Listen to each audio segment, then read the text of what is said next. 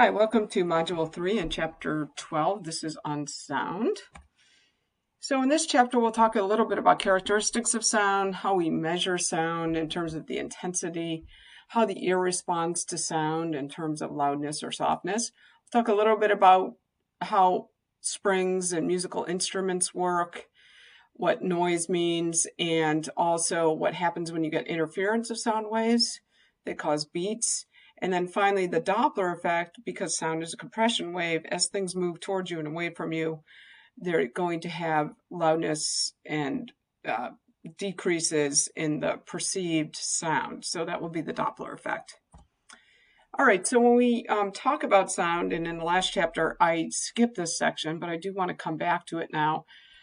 Most of the time when we talk about sound and its energy, we talk about it in terms of intensity, I here, all right? And intensity is just the amount of energy per unit time divided by the area. So in this case, then, remember from previous chapters in Physics 1 that power has the quantity of the amount of energy per unit time. So when we look at power per area, we're talking about the intensity. So the intensity, and again, if you had, say, a circular wave coming off, it's going to be inversely proportional to pi r squared, which would be the area.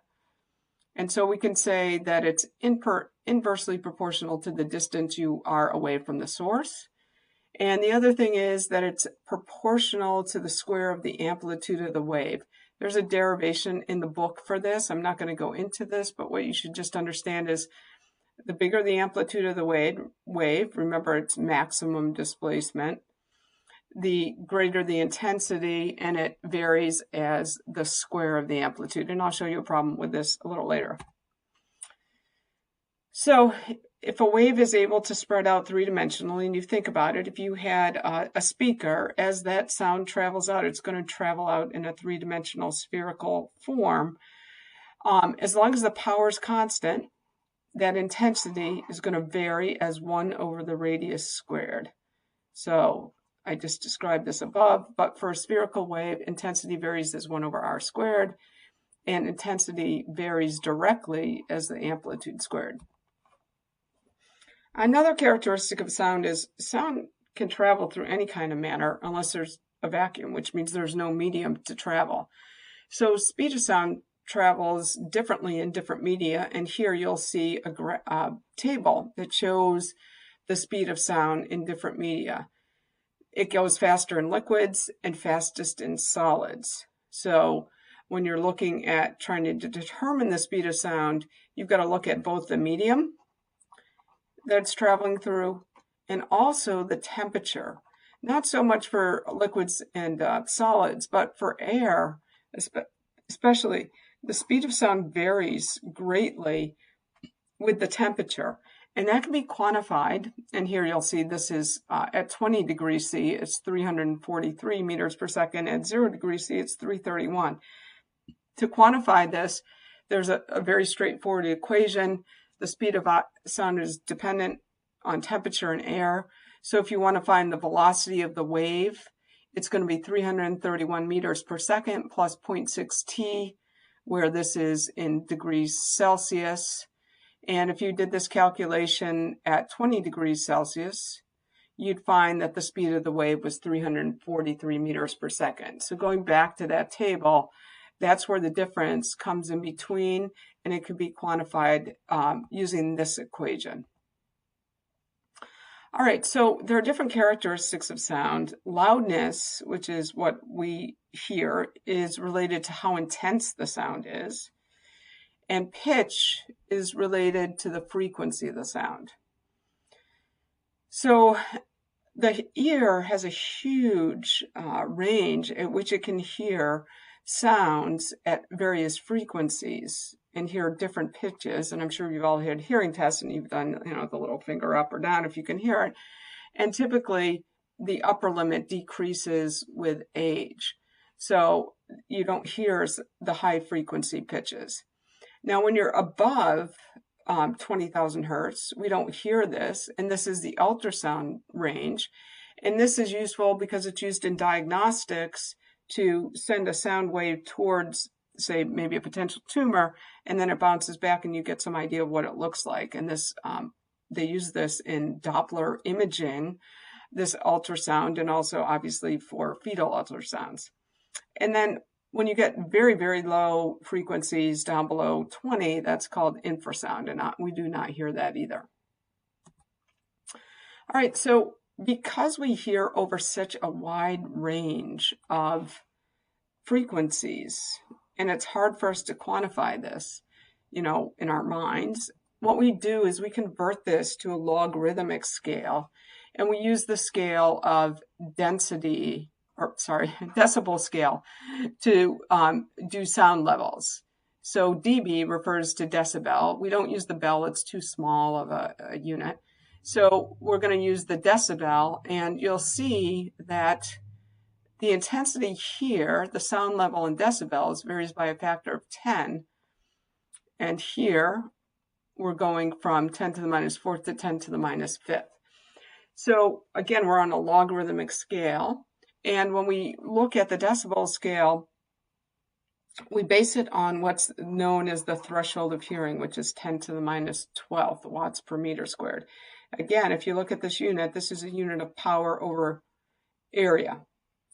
So the human ear can detect from about 10 to the minus 12th up to 1 watt per meter squared. The loudness is not proportional to the intensity. It also has to do with the frequency and the pitch that you're hearing. So loudness is much more corresponded to the logarithm of the intensity, and this is also why we use this decibel scale. And in decibels, a decibel is defined as 10 times the log of the intensity of the sound, whatever that might be, to I0, which is the intensity of the sound at the threshold of hearing. So let's take a look at how you go about calculating this. So let's say that you had a sound wave, and you wanted to know what the factor is that the amplitude of the sound wave increases by if the sound intensity goes up by 40 decibels. Well, we know that intensity of a sound is directly proportional to the amplitude squared. So if I want to figure out what happens when it goes up by a factor of 4, I2 over I1, then what I need to do is take this decibel scale, all right, and convert it so that I'm looking at the ratio of the two intensities here. And I said it goes up by a factor of 4. But what I'm saying is if the sound intensity level goes up by 40 decibels, what does that equate to in terms of the intensity level? So to do this I2 over I1 down here, I need to take this decibel scale and bring it back into the ratio of the two intensities. And so how do I do that? If you recall, with logarithmic functions, that 10 to the log of x is equal to x, and this you should recall from your math training. If I want to take 40 decibels here and just find the ratio of the intensity, the question is, how did I get down to here? All I did was I do 40 divided by 10, and I get 4, right? If I do 40 divided by 10, that equals the log of I over I0. And then what I'm going to do, I can't erase this. Then what I'm going to do here, let me pull this down, is if I do 10 to the 4th here, that's going to equal 10 to the log of I over I0. So I'm taking the base 10 of both sides. And what that does is, according to mathematical properties, that means that 10 to the 4th is equal to I over I0. So to find the ratio of the intensities here, now that you've seen this, and now you see that that is equal to 10 to the 4th, right here. Hang on one second. Right here, that's how that number comes around. Then the ratio of the intensities of A2 over A1, remember this is squared, so you'd have to take the square root of this, is going to be equal to 100. So the ratio of A2 to A1 is equal to 100. So you will see a problem like this on the quiz, so I would definitely bear this equation in mind. All right, another example of where we use this equation, again, relating to the intensity and how this works. Let's say you have a warning label on a lawnmower that says it produces noise at 91 decibels, and you want to convert this back into the intensity. We're going to be using this equation again that relates the decibels to the intensity. Here, I'm just putting 91 in for the decibels. Here, the I.O., the threshold of hearing, is 10 to the minus 12. Right here again, I'm going to use this principle. So I'm going to first do 91 divided by 10. That gives me 9.1. And then I'm going to raise each side to base 10. And that's going to give you 10 to the 9.1 equals I over 10 to the minus 12. And so if you multiply 10 to the 9.1 times 10 to the minus 12, you'll get 10 to the minus 3 watts per meter squared. All right. So an increase in sound level of 3 decibels is really a doubling of the intensity, and you can make that calculation if you just go back and use that density equation or decibel equation. And remember that when we look at a sound wave coming out from a source, it's coming out in a spherical way, so the intensity diminishes as 1 over r squared, which I talked about. In enclosed spaces, it's much more difficult because you get sound waves bouncing back and forth. All right, so the ear sensitivity varies with the frequency. And you'll see a homework problem on this or a lab problem, I can't remember. But the intensity, it can be translated into sound levels at different frequencies. So for instance, if you were at a frequency of 1,000 and you had a sound level of, say, 60 decibels, right here, that would equate to an intensity over here of 10 to the minus 6 watts per meter squared. And there's a unit here called the FON that looks at how the intensity varies with the sound level at different frequencies. So as I said, there is a laboratory exercise on this that goes through this in a little bit more detail. You'll notice down here on the bottom too that this is a logarithmic scale. You'll see it's spaced far apart and then it goes smaller and smaller, so that's kind of interesting. All right, so where does this come into play? It gets to be important because if you're a worker and you're exposed to a lot of sound, you can have hearing damage. And so they do calculations, OSHA, which is Occupational Safety and Health Administration, tells workers, how much intensity you can be exposed to or how many decibels. So if you wanted to calculate how much energy that might be, let's say that you were exposed for 8 hours to 90 decibels. Recall that power is just the work over time or the energy over time. We saw that in first semester. And we know that we've defined intensity as the amount of power per unit area that something's receiving. And so if I take these two equations and just rearrange them here and substitute, I can get an expression for the energy equal to the intensity times the area over which that sound is being, over which the eardrum in this case is being exposed, times the time. So if I wanted to calculate the energy that eardrum's being exposed to, it's just going to be equal to the intensity. And where did this number come from? Remember that decibels can be converted to intensity. So you'd first have to do decibels is equal to 10 times the log of the intensity over I0, and you could calculate this intensity, and that's where that 10 to the minus 3 comes from. This area is equal to pi r squared. Oh, sorry, pi. And pi is over here, r squared.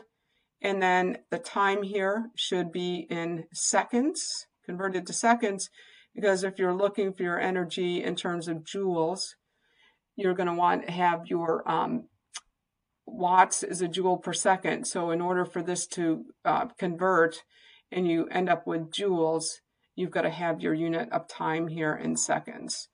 So again, as a summary, the intensity here is in watts per meter squared. Remember, a watt is a joule per second.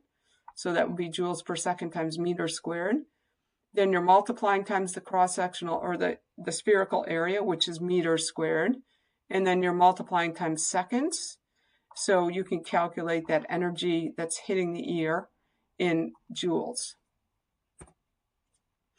All right, another thing that we use a lot of sound properties for musical instruments. Musical instruments can provide sound in a variety of ways. The strings can vibrate. People can blow across them. They can have open columns. They can have closed columns. You can shorten or lengthen the pipe by pressing keys down or moving slides down. So the vibrations are transmitted to the air and then they reach our ears. So what we see with musical instruments is that the pitch can be altered a couple of different ways. On a guitar, you can use different string densities. So you'll have heavier strings and then lighter strings. And then the other thing is you can shorten the string length by putting your fingers on the frets and shortening the string lengths. So what happens then when this is done is that you start to produce different pitches of sound. A piano really acts the same way, except all these strings here are at various lengths and various thicknesses, and that's what causes when somebody hits the piano key over here, it pushes down one of these and the hammer hits, and that's what produces the sound. So pianos can cover a 7-octave range. There are 88 keys, so they can have 88 different pitches on them. Wind instruments, like I said, they create sound through standing waves, and we talked a little bit about standing waves in a column of air. So here's a flute. This would be a pipe that's closed at one end, and the same thing with a clarinet is really a pipe that's closed at one end. So when you have a tube that's open at both ends or closed at both ends, and I guess I was incorrect. I guess a flute and a clarinet would be considered open at both ends because you have an opening to breathe into, and then you have an opening that it comes out of. What happens is that you get these nodes and antinodes, and we talked about those in the last chapter, and you get what are known as fundamentals, tones, and then overtones. So, for instance, I play the flute. I can blow softly and you'll hear me play a low pitch, but if I blow a little bit harder, I get an overtone. And that may be an octave above, which is 8 notes, or it could be just a few notes above, depending on what those harmonics are. So we don't need to get too deep into this. But if you have a tube that's open at both ends, then the frequency is going to be equal to the velocity over 2 times the length of that tube. And then the second harmonic is just going to be equal to twice the first harmonic. And this, you'll see this right down here. And then the third harmonic is going to be equal to 3 times the first harmonic. So F3 is equal to 3 times F1. So that's for a tube with open at both ends. If you have a tube that's closed at both ends, you actually kind of miss some of these overtones. And you'll see that F1 is equal to V over 4L. That's where that first frequency comes from, where L is the length of the air being displaced. And then there is no F2. The next tone that's produced is F3, and that's going to be 3 times F1. And then the next tone that's produced is F5, and that's going to be 5 times F1. So when we have an equation for these, and I'll show you an example in the next slide, for a closed tube, N varies as 1 3, and 5. And the frequency varies as the velocity over 4 times L. So here's an example. If we've got a tuba, all right, and it has a fundamental frequency of 32 hertz, and I asked you for the first 3 overtones, and you could take these overtones and determine what the note is for musicians out there, you know, like the first fundamental might be an A, and then the second one might be an F. We don't need to do that. But to calculate those first 3 overtones, we're just going to use this equation, and we know for a closed tube that the overtones vary as 1, 3, 5, 7, and so on. For an open tube, it's going to be 1, 2, 3, 4. All right, and since that's the case, and we know that the fundamental frequency is equal to 32, if I let n equals 3, my second overtone is going to be 3 times 32, and then the next overtone is going to be 5 times 32. If this were an open pipe, you could have overtones at n equals 1, 2, 3, 4, and so on. All right, so why do flutes and trumpets and things sound different? It has to do with the overtones and which ones are present and how strong they are. So if you take a look at this frequency spectra, you'll see that a clarinet versus violin has quite a bit of difference in terms of their overtone strengths and the frequencies that we hear.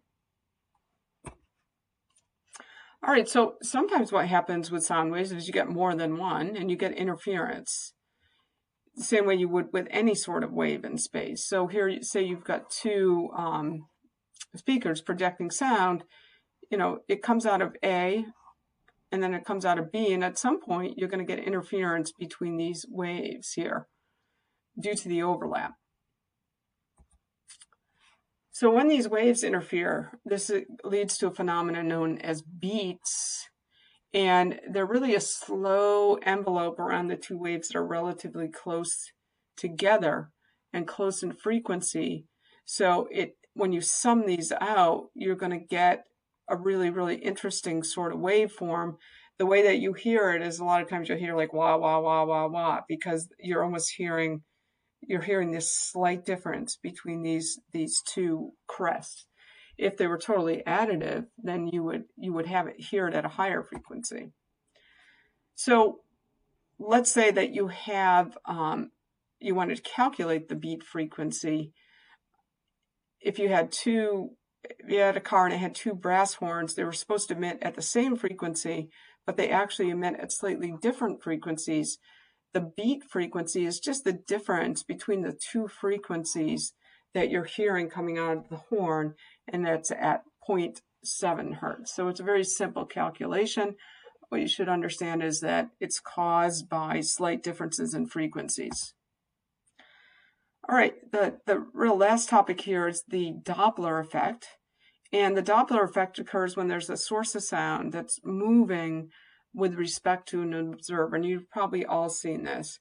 If you had a fire truck and it's got its siren going and you're at rest, that siren is producing sound, and it's producing it uniformly here, emitting, you know, in our spherical sort of scheme, both to the front and both to the back. But as this truck starts moving, and here this is the source is moving towards the observer, and this is important when we look at Doppler, you'll get compression of these waves. You'll notice that the distance between these waves gets shorter, and so what you do is you perceive this sound pitch as increasing. So a source moving towards an observer has a higher frequency and a shorter wavelength, right? And if the source is moving away from the observer, it has a lower frequency and a longer wavelength. So here, if we look at these as the wavelengths, you'll see this is longer as it's moving away, and the frequency is going to be lower. So we can figure out what the change in wavelength is, and we can also know the change in the frequency. So if we know the crest that was emitted when the source was at 0.1, And we know the crest that's emitted when the source is at 0.2 here, all right? Then we can figure out by using the distance of the source and the velocity of the source and the time here.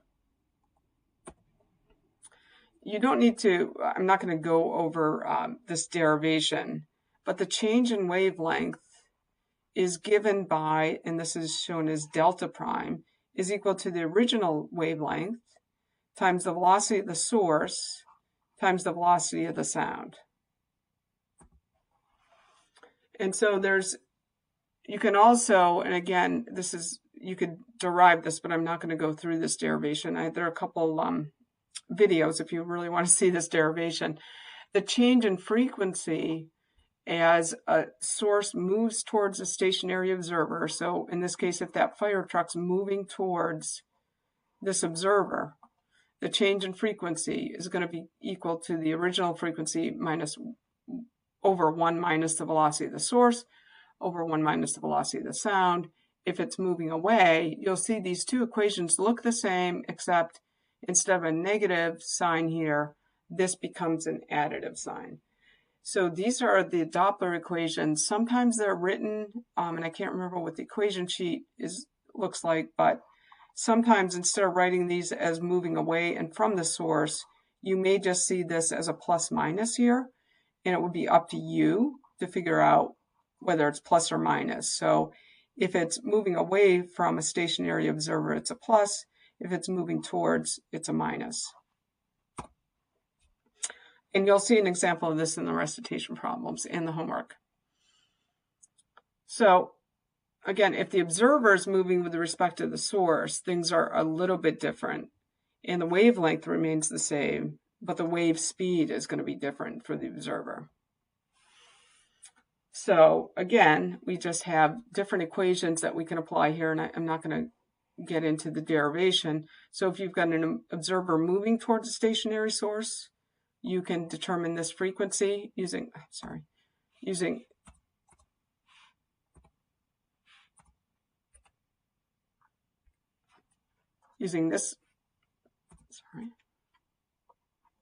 equation. And if it's moving away from the source, you can make that determination using this equation. So if sound is moving faster than the wave speed in the medium, the waves can't keep up, and this is known as a shock wave. And we won't be doing anything with this particular equation, but you should understand that as the source is moving too fast, faster than the wave speed, that you're going to get what's known as a shock wave. And when planes break the speed of sound, when you say a plane's going Mach 1, it's traveling at the speed of sound. When we go through this sonic barrier, that's when we get a sonic boom, because what's happening is if that plane's moving faster than the speed of sound, you're going to get this compression of these waves, and you're going to get a shock wave that comes out of here. So shock waves are really kind of analogous to bow waves that are produced when a boat's going faster than the wave speed of the water. And here you've got a duck that's kind of showing the same sort of thing. So aircraft that exceed the speed of sound will usually produce two sonic booms. One will be in front here, and then you'll also get another one from the tail. And this is just trying to show you visually what this kind of looks like. Where do we use sound? As I said, we use it a lot in sonar, which is, if you want to find something down at the bottom of the sea, if you've got a boat up here, and they used to use this a lot in wartime, they'll send out a wave and see if it pings on anything, and then determine the time at which it takes to get back. Will tell you what you're hitting, and then you can really just map out what that object is. Sonar usually uses ultrasound waves because they're less likely to be diffracted around objects. Remember, we talked a little bit about diffraction last time. Ultrasound is widely used for medical imaging, and basically what happens is you're just making repeated traces as that transducer, that little thing that they put on you,